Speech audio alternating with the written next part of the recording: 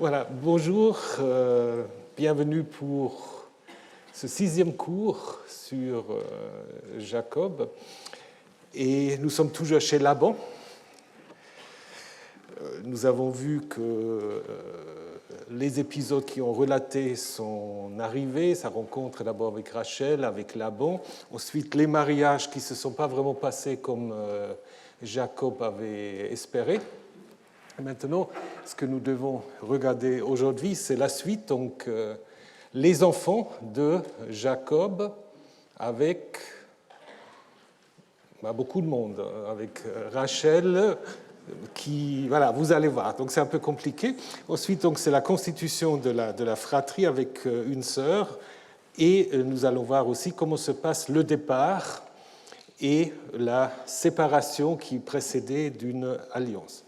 Donc, nous allons d'abord nous intéresser aux enfants de Jacob, qui, comme vous le savez, vont devenir les 12 tribus d'Israël. Mais Jacob n'a pas encore changé de nom, ça on le verra la semaine prochaine. Et donc, nous allons voir et lire à partir du verset 31 du chapitre 29. Les deux femmes donc, sont... Jacob a épousé les deux femmes, et il avait donc préféré, vous vous souvenez, Rachel à Léa. Et donc il avait vu que Léa n'était pas aimée. Il ouvrait sa matrice, mais Rachel était stérile. Léa conçut et enfanta un fils et lui donna le nom de Rouben, car elle dit « Yahvé a vu mon affliction et maintenant mon mari m'aime ». Vous allez voir, pour chaque nom, il y a toujours des jeux de mots qui essaient de donner une étymologie pour les fils, voire les tribus. Là, nous avons un jeu de mots entre voir, Ra'a, Re'ou, voyez, et Ben, un fils, voyez, un fils. Elle conçut à nouveau, enfanta un fils et dit que Yahvé a entendu que je n'étais pas aimé et il m'a aussi donné celui-là. Il lui donna le nom de Siméon. Là, nous avons un jeu de mots avec la racine Shama, écoutez, Shimon, donc Yahvé a écouté, entendu. Elle conçut à nouveau, enfanta un fils et dit « Cette fois-ci, mon mari s'est attaché à moi, car j'ai enfanté pour lui 3 fils. C'est pourquoi là on a il, donc probablement Jacob, normalement c'est elle, donc il lui donna le nom de Lévi. » Là, nous avons un jeu de mots avec une racine lam et doifé qui veut dire en effet s'attacher, se lier, et qui est donc utilisé pour expliquer le nom de Lévi. Elle conçut à nouveau, enfanta un fils et dit « Je célébrerai cette fois-ci Yahvé », c'est pourquoi elle lui donna le nom de Juda. Et elle arrêta d'enfanter. Donc là, nous avons un jeu de mots entre la racine Yada, célébrer, et le nom de Juda. Donc jusqu'à maintenant, c'était que Léa. Rachel vit qu'elle n'avait pas enfanté pour Jacob.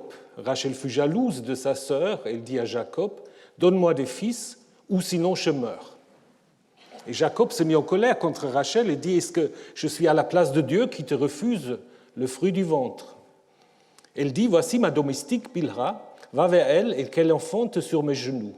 Ainsi moi, je me construirai par elle. » Enfanter sur le genou de quelqu'un, c'est apparemment une manière en fait d'adopter dès la naissance. Vous pouvez penser aussi évidemment pour le don de la servante à l'histoire de Sarah et Hagar. Elle lui donna donc Bilha, sa servante, pour femme, et Jacob alla vers elle. Bilha conçut, elle enfanta pour Jacob un fils, et Rachel dit « Dieu m'a rendu justice, il a aussi entendu ma voix, et a donné un fils, c'est pourquoi elle lui donna le nom de Dan. Dan, il y a une racine qui veut en effet signifier juger, rendre justice. Bilha, la servante de Rachel, conçut à nouveau. Elle enfanta un 2e fils pour Jacob.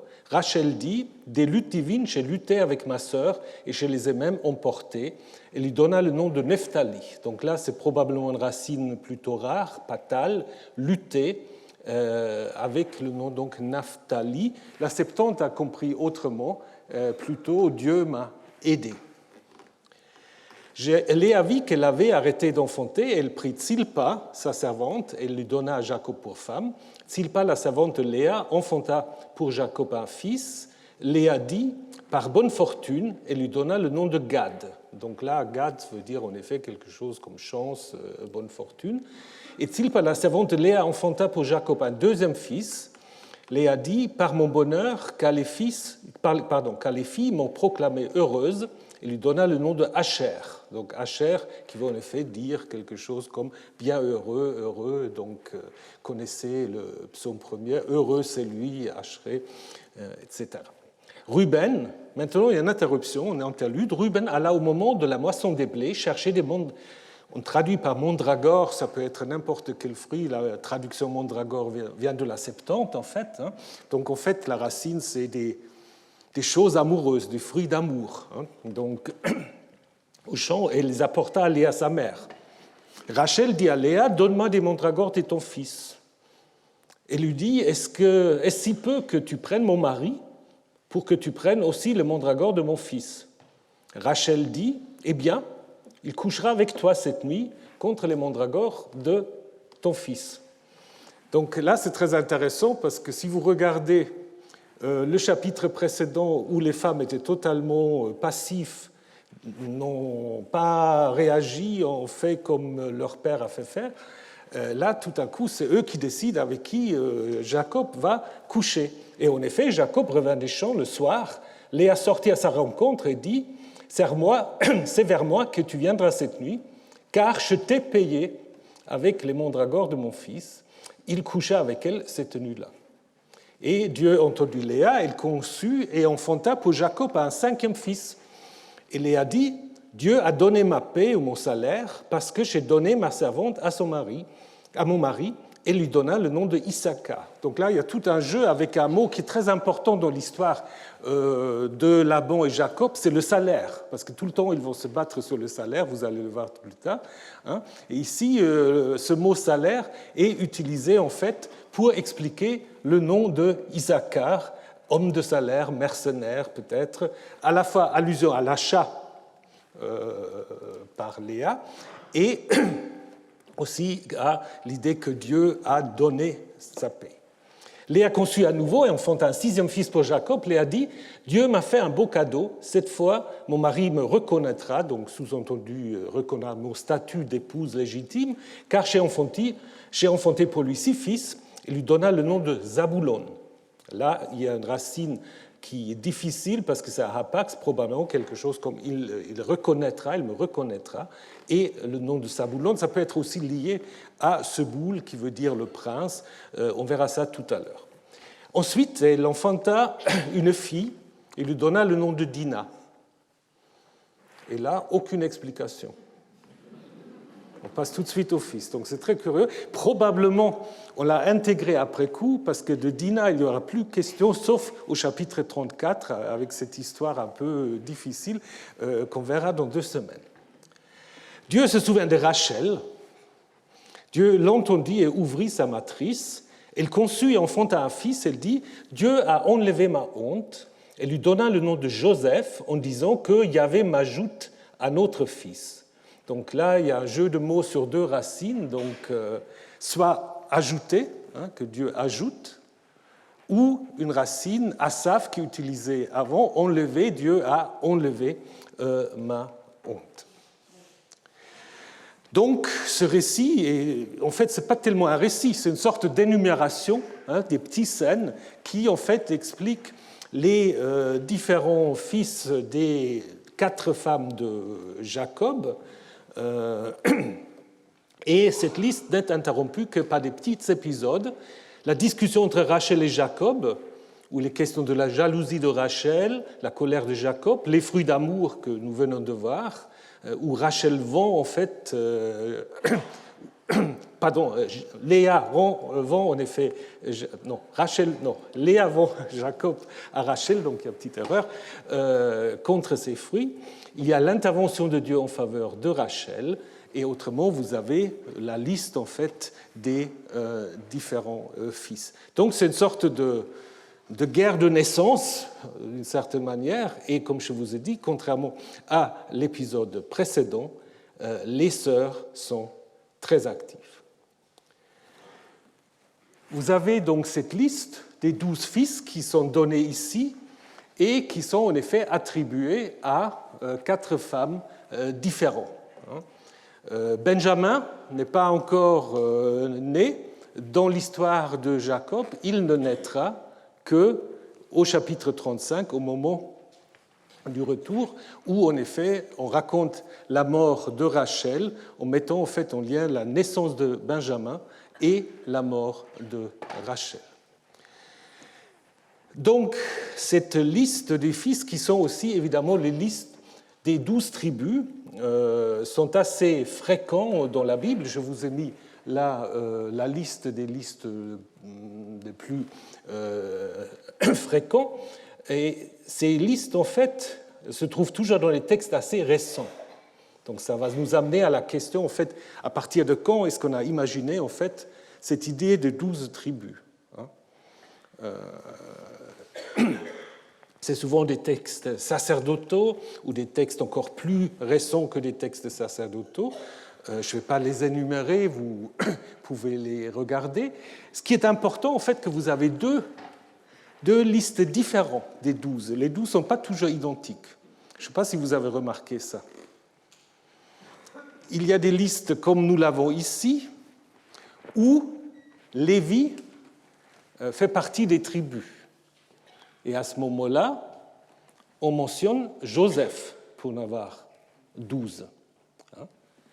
Mais il y a des listes dans lesquelles on n'a pas Lévi, parce que Lévi est considéré comme étant la tribu dite sacerdotale, qui n'a pas de possession foncière, et donc il y a des listes où il n'y a pas Lévi. Mais alors pour arriver à 12, qu'est-ce qu'on fait? On scinde en fait Joseph en Éphraïm et Manassé.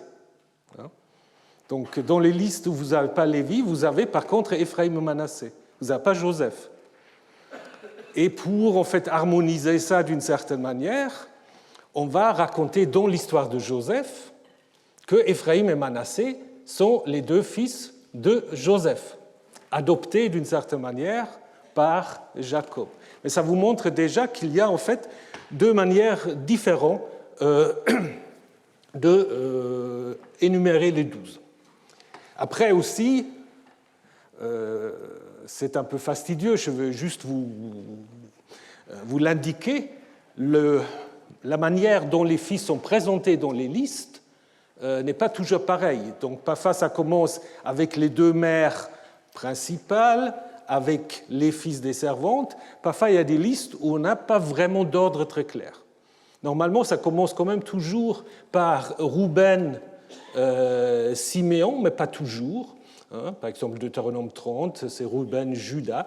Donc il y a quand même une différence assez importante. Si vous voulez vérifier tout cela, donc là il y a encore du travail à faire. Comment ça se fait qu'il n'y a pas vraiment de liste uniforme? Donc apparemment, il y a peut-être quand même des listes où on n'avait pas encore cette idée que les 12 fils se repartissent sur 4 femmes.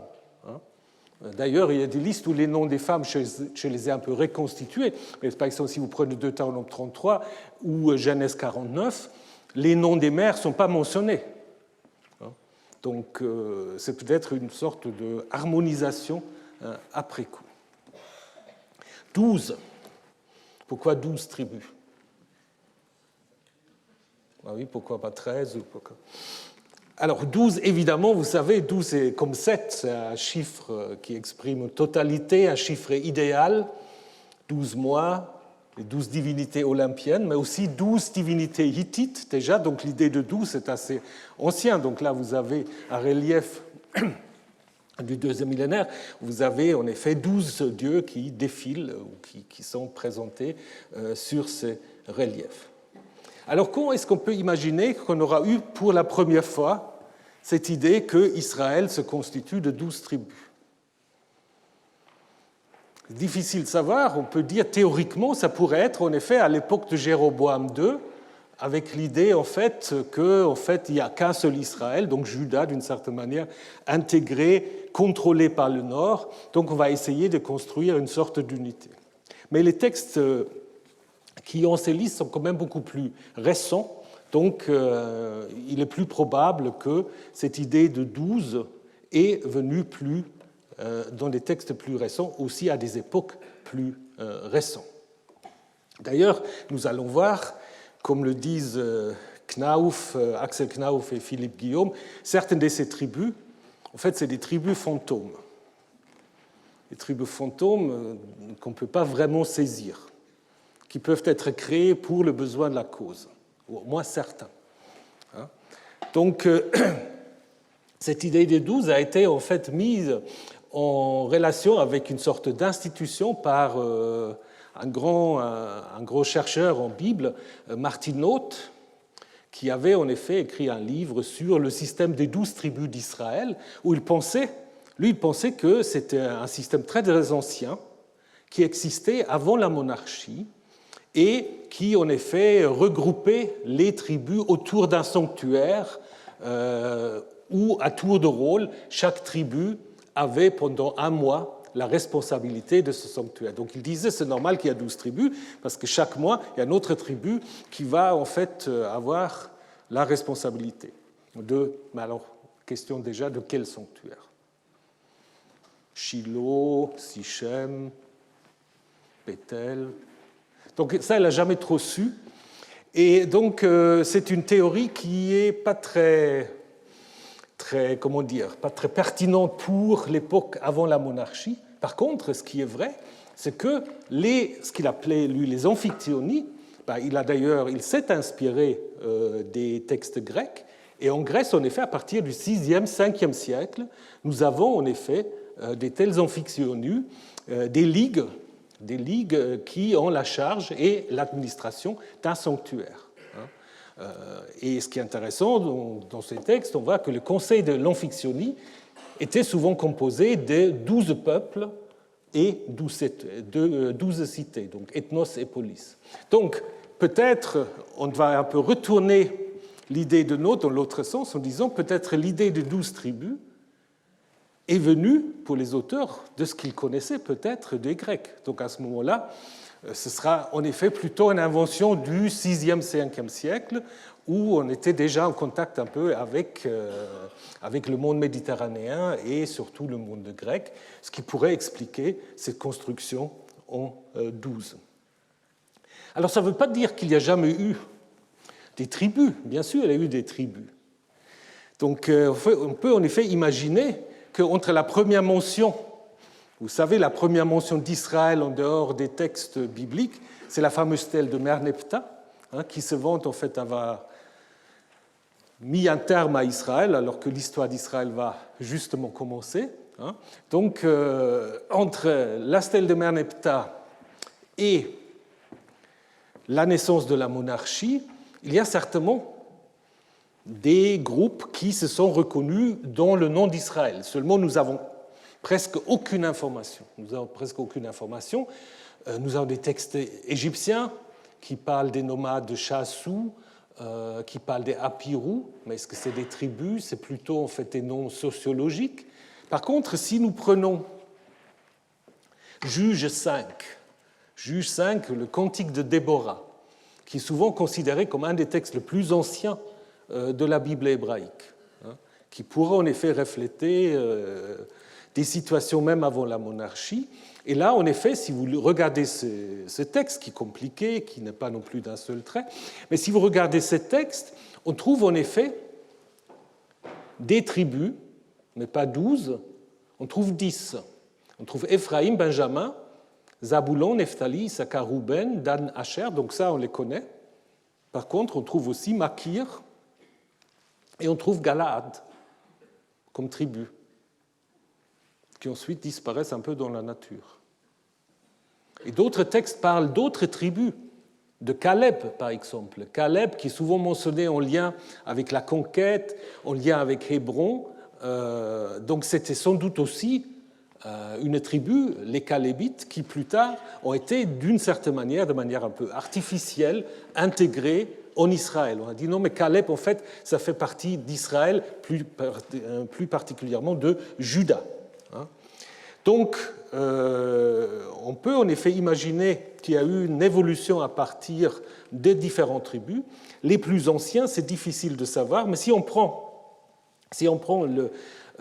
l'histoire donc de Juge 5, on peut imaginer en fait que les tribus, ou ce qu'on imagine des tribus, parce que bon, ça peut être aussi des confédérations déjà, c'est sans doute Éphraïm.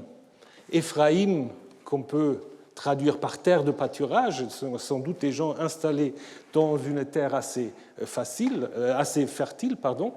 et Benjamin, qui est au sud de Éphraïm, ça pourrait être en effet une séparation de Éphraïm. Donc, je vous ai déjà parlé des Benjaminites qu'on connaît à Marie. C'est en fait le nom du fils de la droite, quelqu'un qui va à droite, donc qui va dans le sud.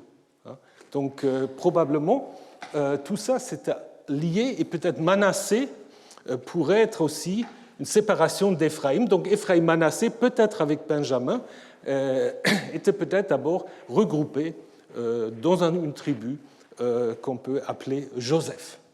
Et Joseph et Benjamin, dont l'histoire de Genèse 29, c'est justement les deux fils de Rachel, présentés comme la femme préférée, mais on peut aussi se poser la question, bien qu'on n'arrive plus vraiment à le reconstituer, si dans l'histoire la plus ancienne de Jacob, peut-être Jacob n'était pas polygame, peut-être Jacob avait peut-être juste une seule femme, Rachel.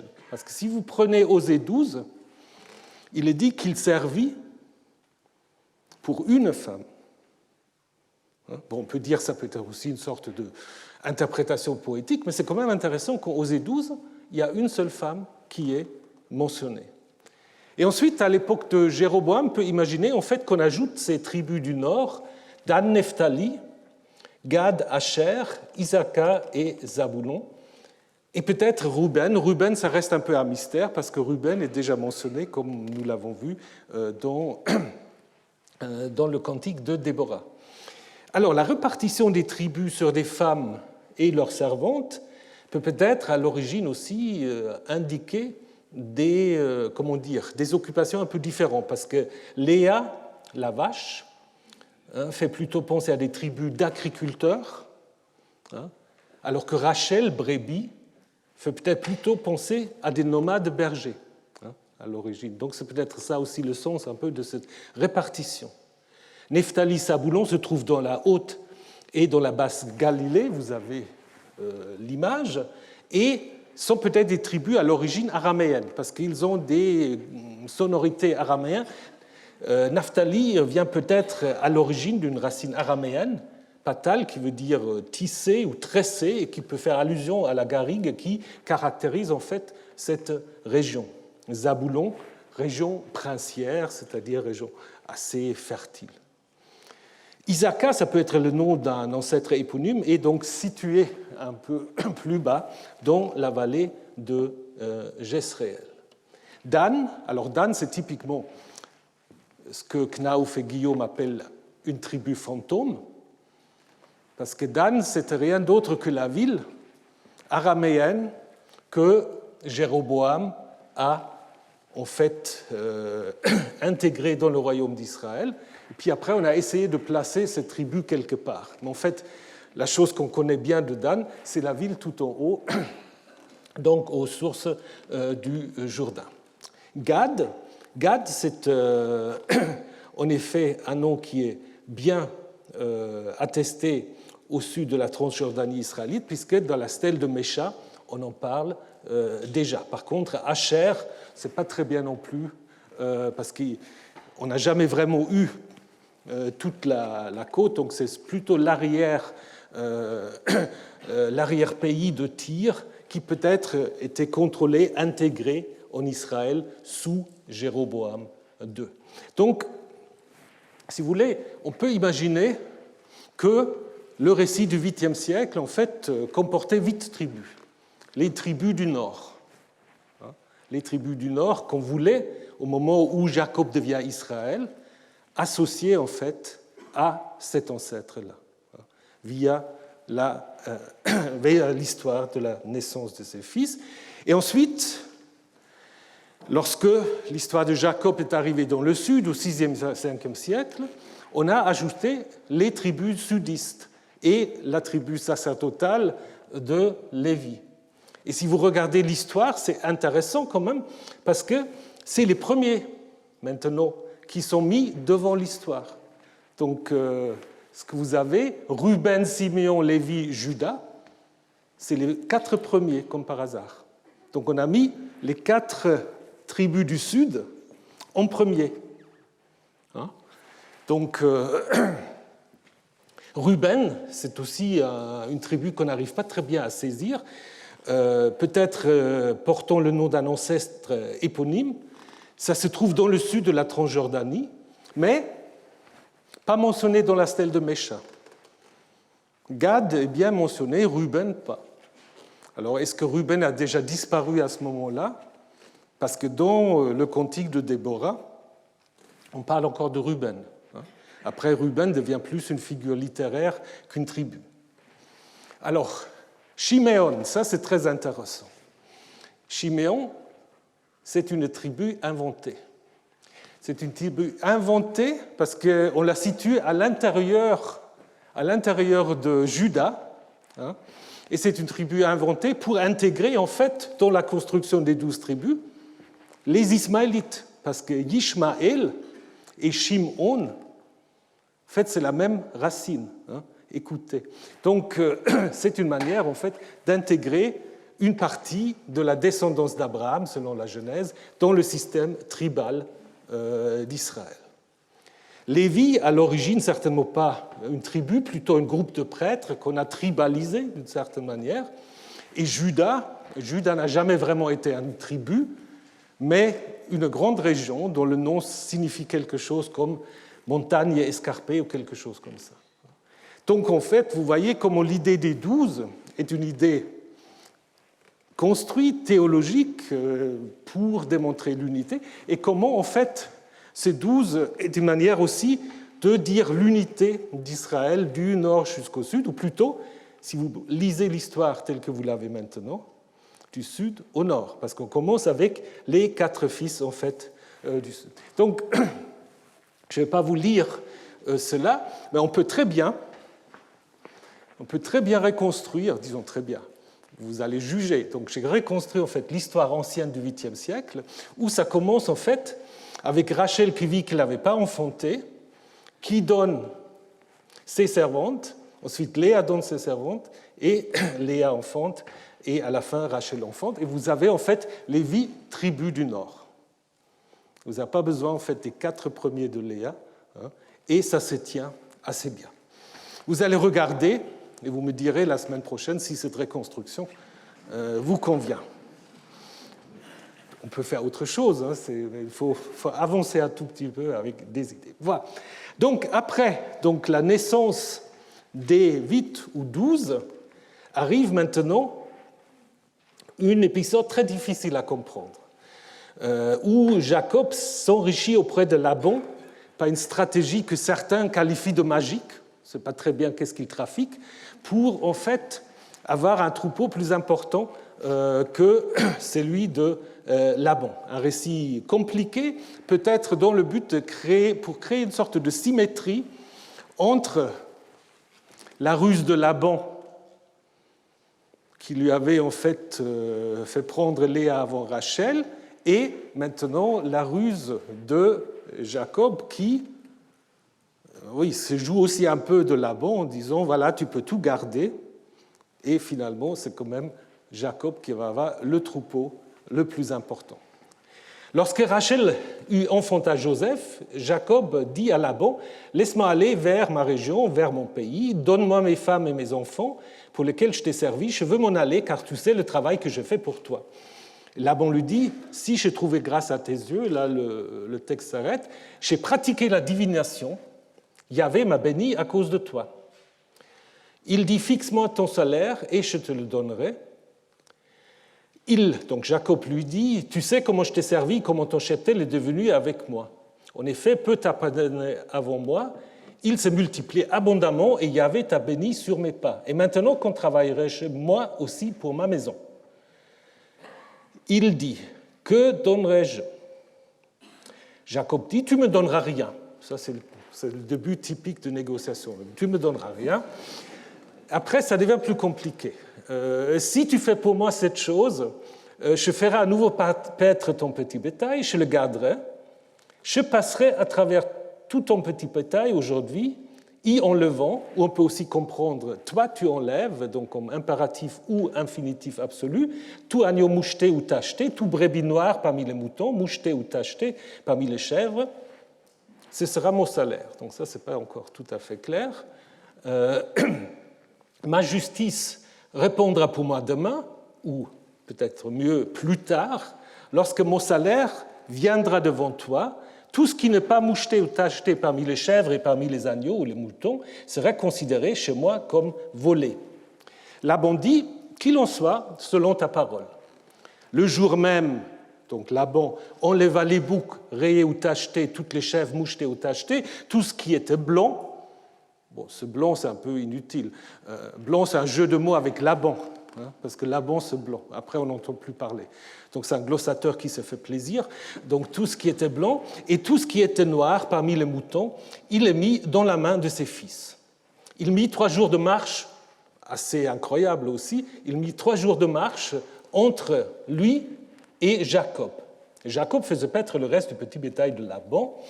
Jacob prit une branche de peuplier vert, d'amandier, de platane. Il en ôta l'écorce des pélats blancs, mettant à nu blanc le blanc qui était sur les branches. Il plaça les branches dont il avait ôté l'écorce dans les auges ou en abreuvet d'eau que venait boire le petit bétail en face du petit bétail. Ils entraient en chaleur lorsqu'ils venaient boire. Le petit bétail s'accoupla aux directions des branches et le femelle du petit bétail mit au bas des rayés, mouchetés ou tachetés. Vous avez compris? Jacob avait séparé le bouton, il le plaça face au petit bétail qui était rayé, tout ce qui était noir parmi le petit bétail de Laban. Il établit pour lui des troupeaux à part, mais il n'en constitua pas pour le petit bétail de Laban. Chaque fois que les bêtes robustes étaient en chaleur, Jacob avait mis les branches devant les yeux du petit bétail dans les auges pour qu'il entre en chaleur face aux branches. Pour le petit bétail chétif, il ne le mit pas. Les chétifs étaient pour Laban, mais les robustes pour Jacob. L'homme s'accrut de plus en plus et une multitude de petits bétails, de servantes, de serviteurs, de chameaux, d'ânes lui appartenaient. Voilà. Donc c'est une histoire un peu compliquée.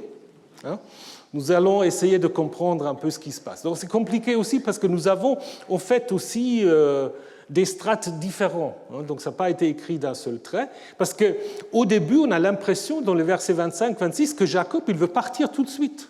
Il dit, donne-moi mes femmes et je vais partir. Et après, il y a cette note sur Laban où on apprend qu'il pratique la divination et par laquelle il reconnaît que Yahvé, donc apparemment là, Laban connaît Yahvé, que Yahvé a béni Jacob. Et puis viennent ces négociations qui sont un peu compliquées. C'est compliqué par plusieurs raisons. D'abord, avant, on parlait toujours de tzon, le petit bétail, qui en fait comporte les brebis et les chèvres. Là, tout d'un coup, on distingue entre les brebis et les chèvres, avec l'idée que les brebis et les chèvres qui sont polychromes, qui ont des taches, des rayures, des pois, voilà, ils sont en fait moins fréquents que les uniformes. Donc, avec l'idée que dans le bassin méditerranéen, les chèvres sont en majorité brunes et les moutons blancs ou bruns. L'idée, ce n'est pas tout à fait clair parce que ce qui est compliqué, c'est de comprendre ce que Jacob veut dire quand il dit « ce sera mon salaire ». Est-ce qu'il veut déjà prendre, en fait, dans le troupeau de Laban, tout ce qui est rayé, tacheté, etc.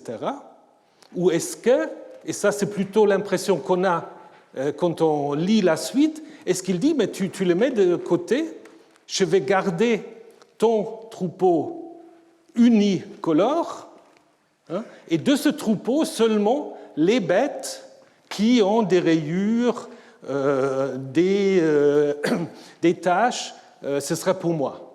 Ou en effet, la probabilité que des uniformes donnent beaucoup des rayés ou des tachetés est assez minime. Je crois qu'il faut le comprendre comme ça. Peut-être ce texte a été retravaillé plusieurs fois et on peut en effet imaginer, comme le font certains, ceci sera mon salaire, c'est une sorte de glose parce que le copiste n'avait plus très bien compris où l'on était. Un peu comme nous. Si on le lit, c'est vraiment pas très très facile. Hein. Donc, il faut, voilà. Donc peut-être quelqu'un avait l'idée qu'en fait il voulait déjà une sorte de séparation des troupeaux au début. Hein. Mais apparemment, quand on lit bien l'histoire, on a plutôt l'impression quand même que Jacob fait le généreux en disant mais tu prends tout. Hein. Et je garde au fait que les blancs, ce qu'il dit. Lorsque mon salaire viendra devant toi, tout ce qui n'est pas moucheté ou tacheté parmi les chèvres et noir parmi les agneaux sera considéré comme si je te l'avais volé. Donc l'idée, c'est après coup. Donc après coup, en gardant en fait la partie du troupeau, donc avec des chèvres de couleur uniforme et les agneaux noirs.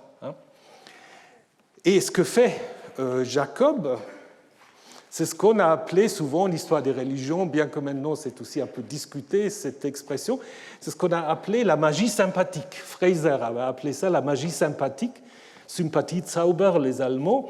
Donc on pense influencer les choses par des similitudes ou des impressions visuelles. Par exemple, vous connaissez tous la croyance que voilà, certaines herbes à sève jaune peuvent guérir la jaunisse.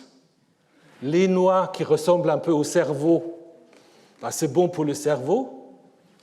Les racines, comme le ginseng ou d'autres, qui sont un peu phalliques, ça guérit l'impuissance masculine, et ainsi de suite. Donc c'est un peu cette idée-là. Donc l'idée que la ressemblance peut en effet produire des effets. Et on trouve chez le médecin Galien, au IIe siècle, cette histoire qu'apparemment Galien semble croire, qu'un prince qui était très laid voulait en fait un fils beau. Donc il dit à sa femme, pendant qu'on fait l'amour, tu regardes l'image d'un beau garçon.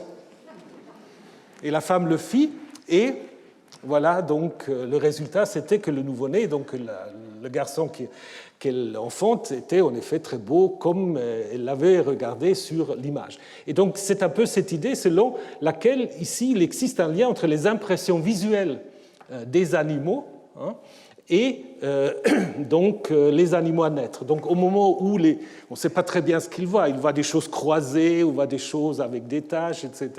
Et donc ça produit en fait un résultat que Jacob a en effet espéré. Donc Jacob en fait une sorte de petit trick de berger. Donc il produit en fait des agneaux noirs en mettant devant les animaux les chèvres noires du troupeau. Ça c'est après, une fois qu'il a produit les tachetés, il produit des noirs.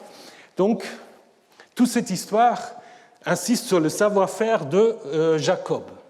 Il n'y a aucune intervention divine dans cette histoire, c'est simplement Jacob qui sait faire pour se constituer un troupeau. Donc comme je vous ai dit, en fait, cette suite et peut-être pas l'histoire ancienne, parce que dans les premiers versets, je vous ai dit, il y a la volonté d'un départ immédiat. Laisse-moi aller vers ma région, donne-moi mes femmes et mes enfants pour lesquels je te servir, je veux m'en aller, donc il n'y a plus du tout besoin d'avoir un autre salaire, je veux m'en aller, car tu sais le travail que je fais pour toi.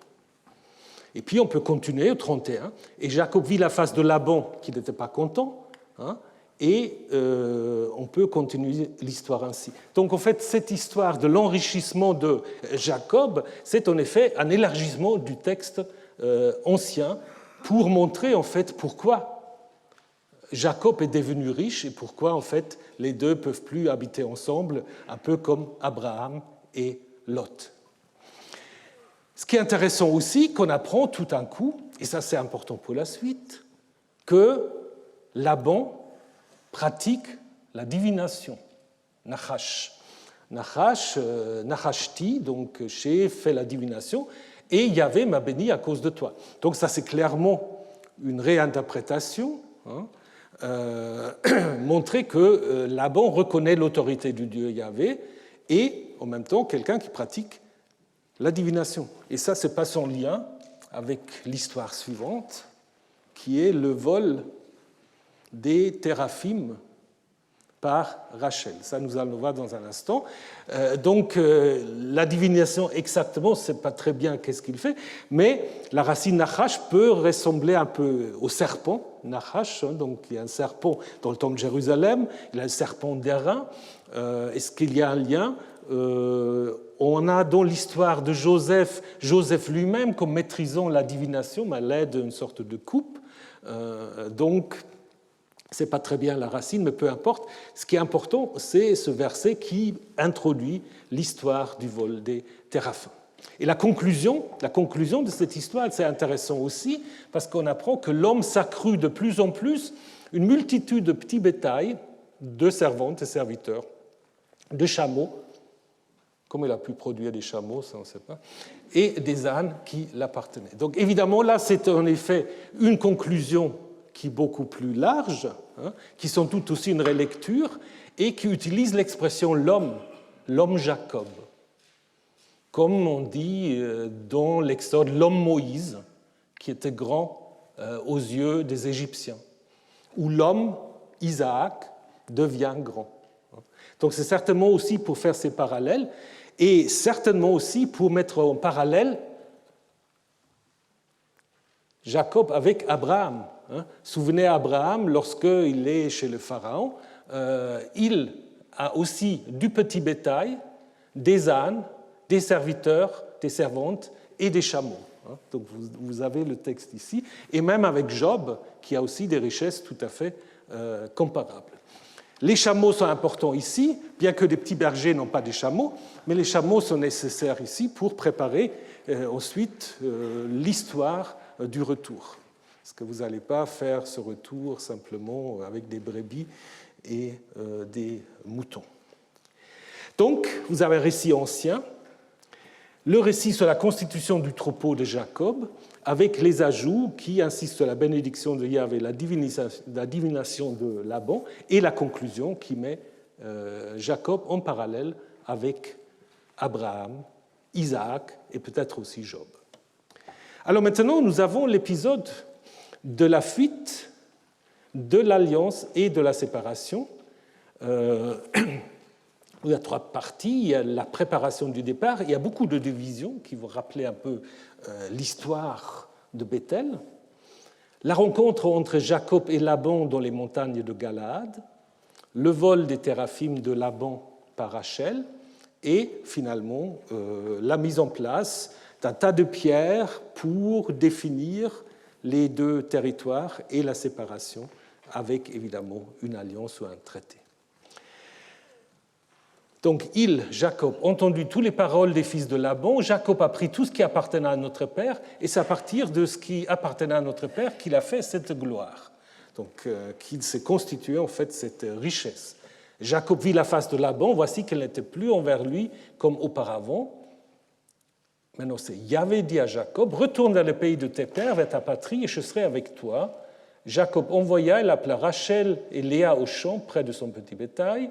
Il leur dit, j'ai vu la face de votre père, qui n'est plus envers moi comme auparavant, mais le Dieu de mon père a été avec moi. Quant à vous, vous savez que de toute ma force j'ai servi votre père. Votre père m'a trompé et changé mon salaire 10 fois.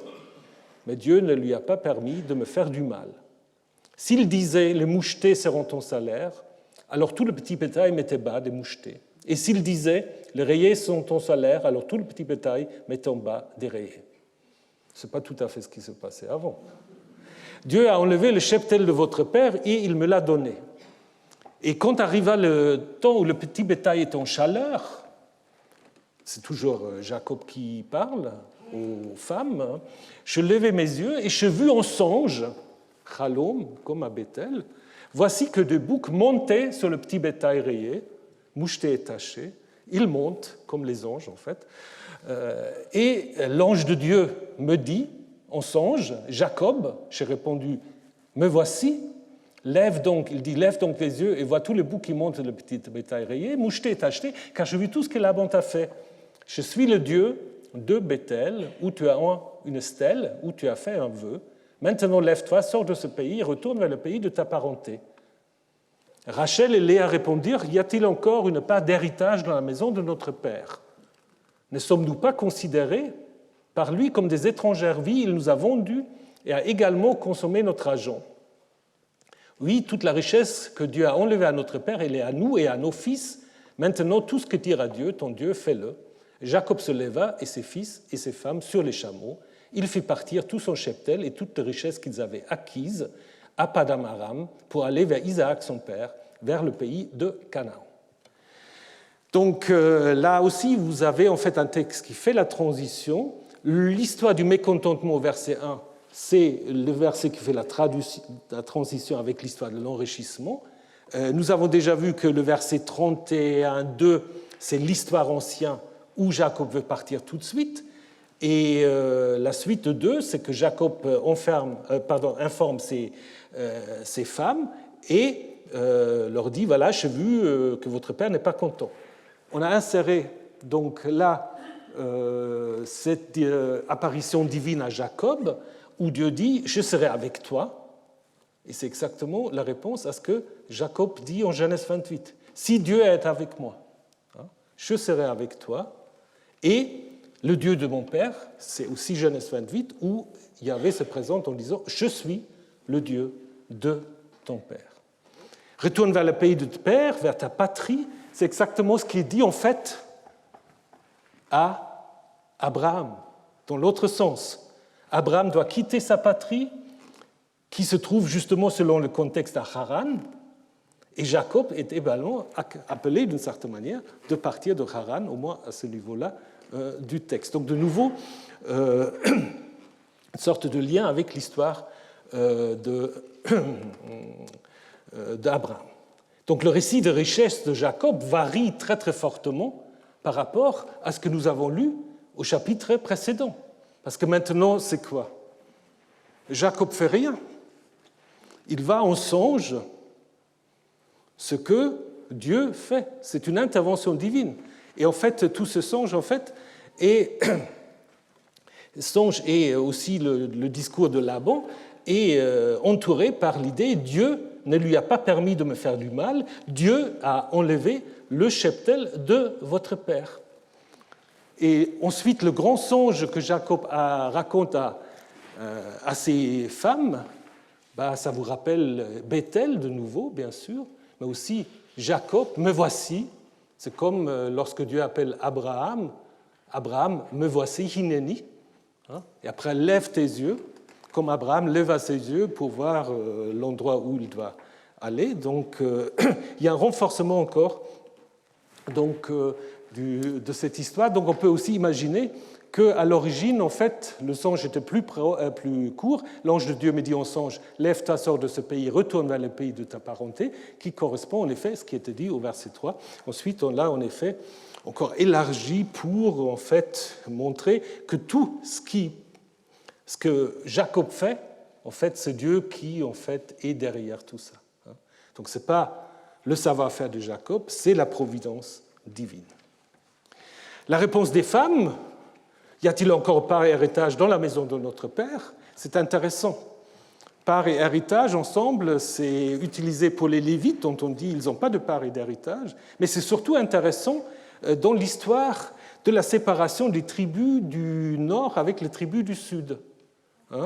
Lorsque, en fait, le successeur de Salomon veut garder une certaine corvée, les tribus du nord disent « Quelle part avons-nous avec David? Nous n'avons pas d'héritage avec le fils de Jessé. » Donc c'est comme une sorte de formule de séparation. Les filles disent « Nous n'avons plus de part et d'héritage avec notre père. » Peut-être aussi avec l'idée, de toute façon, nous n'allons rien hériter de notre père, parce que tout d'un coup, on va apprendre aussi qu'il a des fils. Donc, les fils, en fait, c'est presque de manière juridique, ils disent, voilà, on est avec toi, donc nous n'avons pas de part et d'héritage chez notre père. Et après, on rajoute encore que nous sommes considérés comme lui comme des étrangers. Il nous a vendus, il a consommé notre argent, ou l'argent qu'il a reçu pour nous. Ça, c'est intéressant aussi. Ce verset peut-être peut s'éclairir sur l'arrière-fond d'une loi qui se trouve en Exode 21. En Exode 21, on apprend qu'un père est autorisé, un père israélite est autorisé à vendre pour un temps limité de 6 ou 7 ans sa fille à quelqu'un d'autre, mais toujours avec l'idée qu'il est dans le besoin, qu'il ne peut pas vraiment subvenir à ses besoins, etc. Et l'idée, donc, il le place dans une famille plus aisée pour lui offrir des conditions matérielles, soit en échange plus agréable, soit en échange du travail qu'elle fournit, soit parce qu'elle entre dans cette famille par mariage. Donc là, on peut vendre aussi une fille pour qu'elle soit épousée par un membre de la famille du propriétaire.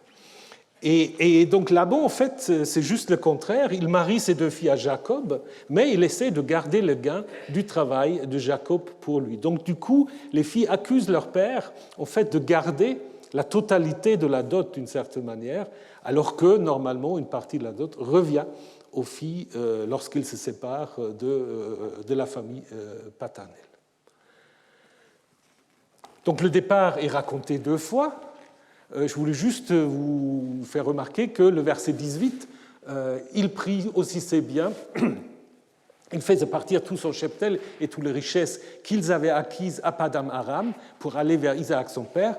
Si vous vous souvenez, ce qu'on a vu au 2e cours, c'est typiquement là le vocabulaire sacerdotal. Donc là, nous avons en fait un résidu de la version sacerdotale où Jacob part avec ses richesses, recouche, un terme aussi toujours paix, aussi l'idée Eretz Canaan. Donc c'est très proche de ce que nous avons en fait pour le départ de Abraham avec Lot de Haran. Donc là, on est vraiment, vous l'avez, qu'ils avaient. Donc Abraham et Lot prirent aussi tous ces biens qu'ils avaient acquis, même expression, pour aller dans le pays de Canaan.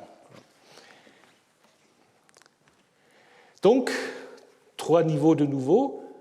La réponse ancienne, y a-t-il encore une part un héritage, élargissement et finalement la variante sacerdotale. Maintenant, Jacob va partir et Rachel va aussi intervenir. Quant à Laban, il était allé tondre son petit bétail. Alors Rachel vola les téraphim qui appartenaient à son père. Un téraphim, je ne l'ai pas traduit parce que parfois on traduit les idoles. Je ne sais pas très bien ce que c'est, donc il faut d'abord avoir une idée. Jacob trompa le cœur de Laban, l'araméen. C'est intéressant parce que littéralement, c'est il vola le cœur, Ganav, comme après Laban va accuser Jacob de l'avoir volé. Donc Jacob trompa le cœur de Laban, l'araméen. Il ne lui avait pas annoncé qu'il s'enfuyait. Il s'enfuit, lui, avec tout ce qui lui appartenait. Il se leva, traversa le fleuve et se tourna vers le mont du Galaad. On annonça à Laban au 3e jour que Jacob avait fui. Il prit ses frères avec lui, le poursuivit à 7 jours de route et le rejoignit au mont de Galaad. Dieu vint vers Laban, l'araméen, dans un songe nocturne et lui dit « Garde-toi de rien dire à Jacob, ni en bien ni en mal. » Laban rattrapa Jacob. Or, Jacob avait planté ses tentes dans la montagne et Laban avait planté sa tente sur le mont de Galaad. Dans le texte massorétique, c'est il avait planté ses frères. C'est un peu bizarre, on ne plante pas tellement ses frères. Donc là, il y a certainement une erreur, en fait, parce qu'il y a une certaine similitude entre le mot frère et le mot tante. Laban dit à Jacob, qu'est-ce que tu as fait? Tu as caché à mon cœur, tu as emmené mes filles comme des captives de guerre. Pourquoi as-tu gardé secret ta fuite? Tu m'as trompé, littéralement tu m'as volé, et tu n'as pas informé. Je t'aurais laissé aller avec joie, avec des chants, des tambourins, de la lyre.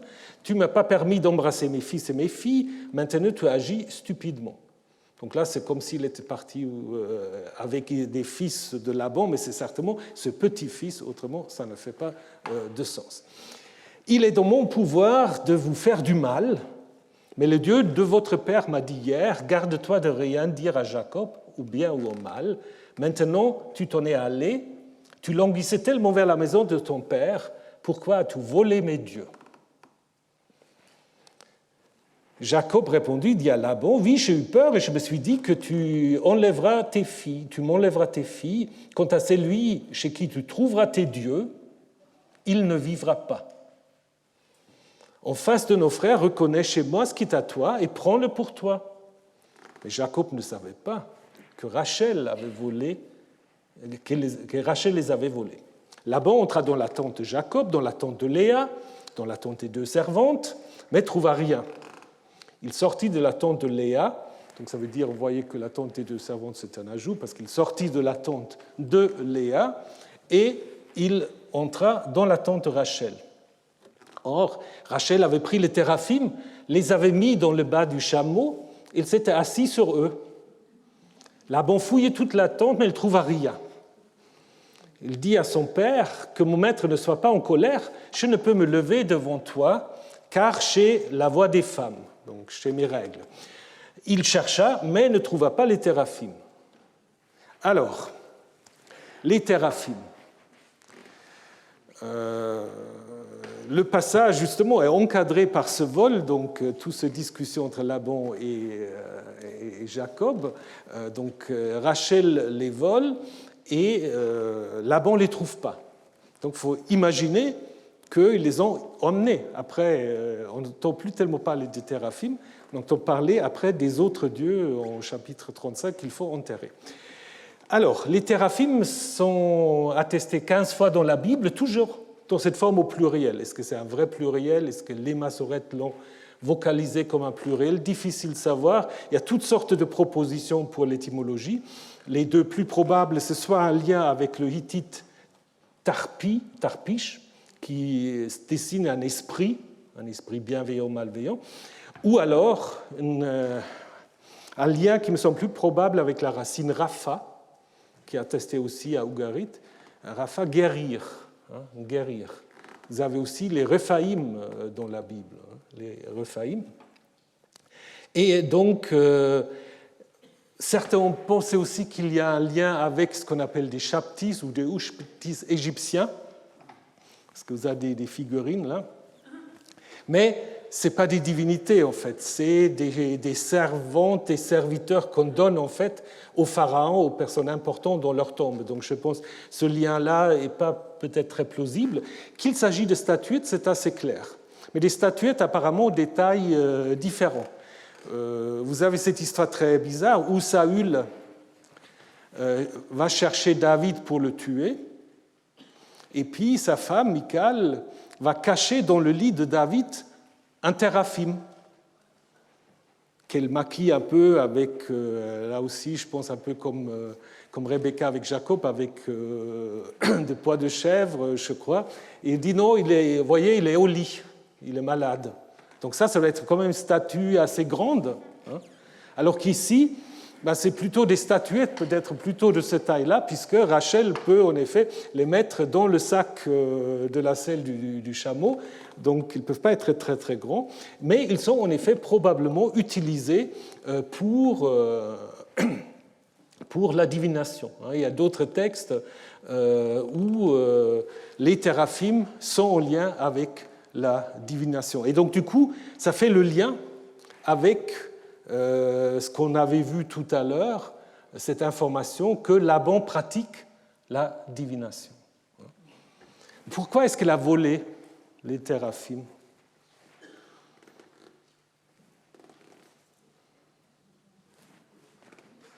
C'est pas.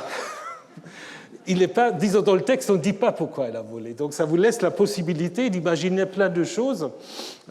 Donc il y a des gens qui disent que les téraphim, c'est un peu des ancêtres divinisés, probablement, comme les rapiumo à Ougarit. C'est des pénates, d'une certaine manière, des ancêtres divinisés qui se transmettent de génération à génération. Et donc, d'une certaine manière, on peut dire que Rachel veut en effet prendre avec elle cette continuité et l'introduire dans la maison de Jacob. Ça, c'est une possibilité. Une autre possibilité, c'est de dire que, mais ce n'est pas très clair dans le texte, que les téraphim, ce seraient aussi des divinités, des guérisseurs compris lorsqu'on est stérile ou lorsqu'on a des problèmes de fertilité.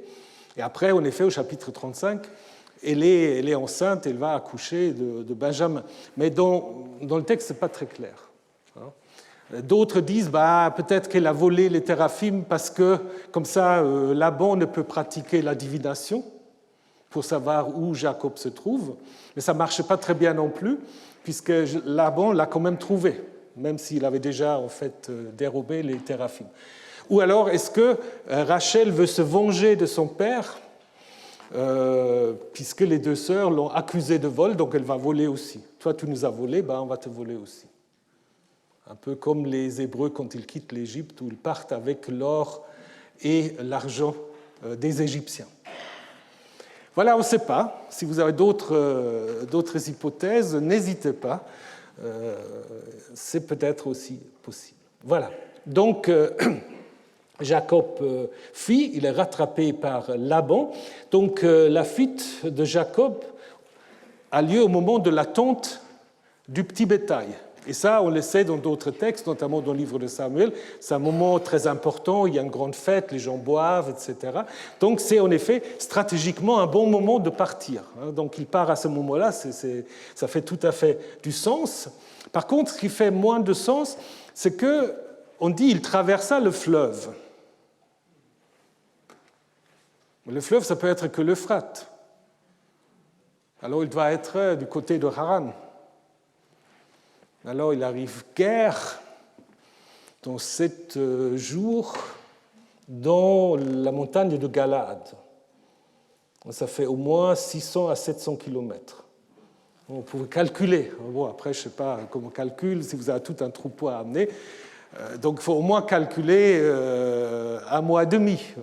Donc du coup, ça montre que, en effet, nous avons une histoire plus ancienne où en fait, Laban n'était pas du tout localisé à Haran, mais beaucoup plus bas, quelque part, en fait, dans Galade, puisque le fait que Laban rejoigne Jacob après 7 jours de route indique que, dans la tradition originelle, Laban était installé plutôt dans le nord de Galade. Les deux protagonistes, en fait, campent sur la montagne de Galade, mais sans indication précise de leur campement. Donc, ce qui est intéressant avec cette histoire du vol de Rachel, Jacob, en fait, ne sait pas que Rachel a volé les téraphim. Et sans le savoir, donc il y a un petit côté un peu, voilà, qui réveille un peu l'auditoire. Il va prononcer la sentence de mort. Parce qu'il dit, si tu trouves ça chez quelqu'un de chez moi, il va mourir. Donc si Laban avait trouvé ça chez Rachel, il aurait dû faire mourir Rachel. Vous avez 2 autres textes dans la Bible où vous avez ça. Une fois avec happy end, une fois non. Le premier, c'est pas tout à fait, mais quand même, vous vous souvenez de l'histoire de Jephthé. Jephthé qui va en guerre contre les Ammonites et qui dit le premier être qui vient à ma rencontre, je vais les sacrifier à Dieu. Et le premier être qui vient à sa rencontre, c'est sa fille. Et vous avez ça encore dans l'histoire de Joseph, où Joseph fait cacher secrètement sa coupe de divination, on est encore dans la divination, dans les affaires de Benjamin, en accusant les frères de voleurs, un peu comme ici. Et les frères vont dire, en fait, si tu trouves ça chez nous, c'est lui chez qui tu le trouves, c'est l'un de tes serviteurs chez lequel on trouvera l'objet, qu'il meurt. Après, ça sera trouvé chez Benjamin, mais c'est justement après la solidarité des frères avec Benjamin qui évite qu'il sera tué. Donc, cette ruse de Rachel, finalement, va quand même marcher. La scène est en quelque sorte aussi ironique, à la fois par rapport à Laban qui ne trouve pas, mais par rapport aussi aux téraphim. Parce que les téraphim, c'est des dieux. Ce que Laban dit à Jacob, tu m'as volé mes dieux, Elohim. Et on ne se moque donc pas seulement de Laban, on se moque aussi des dieux. Puisque s'asseoir sur deux dieux, vous avez, elle a sa robe, elle s'assoit dessus, c'est quand même, si on prend le Lévitique, pas vraiment selon les règles de la pureté. Donc il y a une sorte on souille en fait ces statues divines, n'est-ce pas, en prétendant encore qu'on a ces règles, ce qui est encore pire. Et donc cette scène, évidemment, présuppose déjà une sorte de critique contre les téraphim que Josias fait enlever aussi de Jérusalem, que Zacharidis condamne comme étant malfaisante.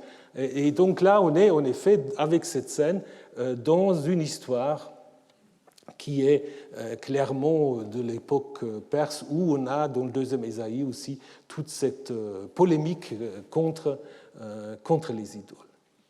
Donc, Jacob se met en colère. Jacob se met en colère très très vite, s'est disputé avec Laban. Jacob dit à Laban, quelle est mon offense, quelle est ma faute pour que tu t'enflammes contre moi? Oui, tu as fouillé toutes mes affaires, tu n'as trouvé rien dans toutes les affaires de ta maison. Place ici devant mes frères et tes frères, qu'ils tranchent entre nous et deux. Ces 20 ans, j'étais avec toi, tes brebis et tes chèvres n'ont pas avorté, et les béliers de ton petit bétail, je ne les ai pas mangés. Une bête déchiquetée, je ne te l'ai pas amenée, c'est moi qui en étais responsable. De ma main, tu as réclamé la bête volée le jour et la bête volée la nuit. Le jour, la chaleur m'a consumé, le froid de la nuit et le sommeil a fui mes yeux. C'était pour moi 20 ans dans ta maison. J'ai travaillé 14 ans pour tes 2 filles et 6 ans pour ton petit bétail. Tu as changé mon salaire 10 fois. Si le Dieu de mon père, le Dieu d'Abraham, la terreur d'Isaac, n'avait pas été pour moi, alors maintenant, tu n'auras pas renvoyé sans rien mon affliction, le labeur de mes mains, Dieu les a vus et l'a arbitré la nuit dernière. Laban répondit et dit à Jacob, les filles sont mes filles, les fils sont mes fils, le petit bétail est mon petit bétail, et tout ce que tu vois m'appartient. Quant à mes filles, que vais-je faire pour celles-ci aujourd'hui ou à leurs fils qu'elles ont enfantés? Donc là, ça va introduire en fait, malgré ce dernier énoncé de Laban, ça va introduire quand même la conclusion de l'alliance. Je pense que cette conclusion de l'alliance, on la verra plutôt la semaine prochaine. Mais ce qui est intéressant ici, on va calculer 20 ans. C'est pour la première fois, donc c'est un rédacteur qui avait cette idée, en fait, des 14 ans de service pour les 2 femmes.